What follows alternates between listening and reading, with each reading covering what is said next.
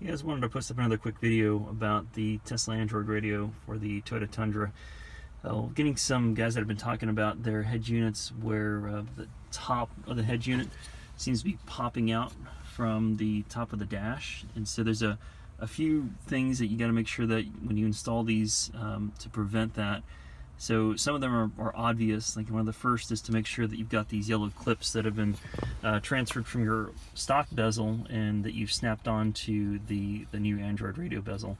If you don't do that, nothing's going to be able to hold it in, and really the Android radio doesn't have any bolts, and so it's relying solely on these clips. So just make sure that whenever you're taking apart your old radio, pull these off. There are a total of 6. Kind of go down the line. There's a couple here at the top, another one down here, and then ones that are at the very bottom. So just make sure that you get all 6 of those transferred over. I think that the stock one has more than 6, but you only need 6 for the Android radio. So that's first and foremost. Second is to make sure that you put 2 of the stock bolts back in that actually hold the plastic dash pieces to the support for the dashboard that's behind, that attaches to the chassis of the vehicle. So back here there are these 2 bolts here. There's one bolt here, there's one on the other side, but you've got to make sure that you put those back in, as that's one of the support mechanisms that's holding this entire plastic piece to the actual chassis. So make sure that you put those bolts back in there to secure it. So if you've done those 2 things and you're still having issues with the top of the bezel popping out, then what you've got to do is cut some notches up here.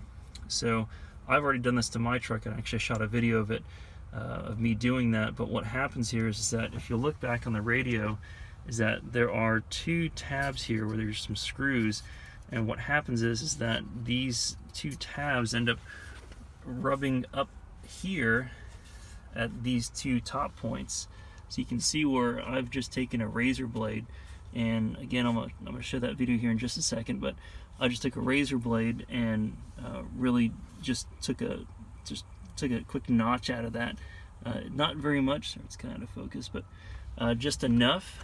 And I think that doing that is immensely going to help. But I think that once you've got all of those in place, then you should not have any other issues.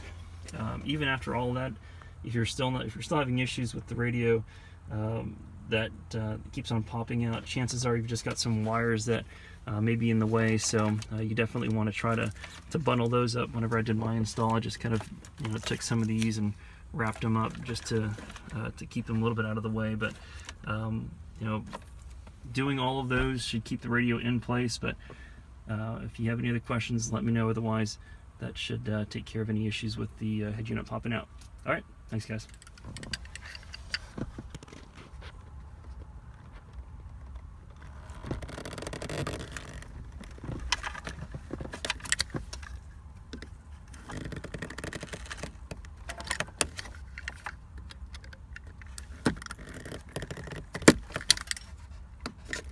Alright, so that worked out pretty well there. It's been able to take a notch, and we'll try to test fit it. We'll see how that works, but looks like just using a standard, just a razor, will kind of get you enough to move some of that material over. But if you're having issues with it popping out, go ahead and try that, and that might fix it for you.